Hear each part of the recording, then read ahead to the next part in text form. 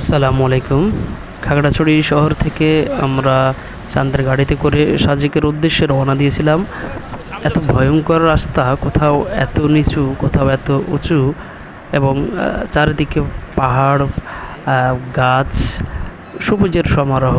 মাঝে মাঝে ছোট ছোট বাড়ি দেখতে পাচ্ছিলাম এবং রাস্তাটা অনেক সুন্দর।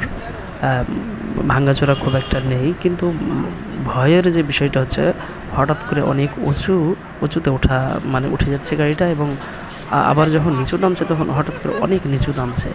এভাবে উঁচু নিচু পথ মাড়িয়ে অনেক নিরাপত্তার সাথে আমরা সাজেকে গিয়ে পৌঁছেছিলাম।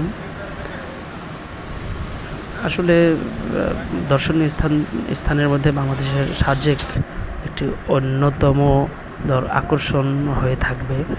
সাজেকের চূড়া থেকে আমরা যে মেঘের যে আস্তরণ, মেঘের যে দৃশ্য দেখেছিলাম, সত্যি তা ভুলবার মতো নয় এবং চিরদিন মনে থাকবে। আবারও সাজেক যেতে চাই।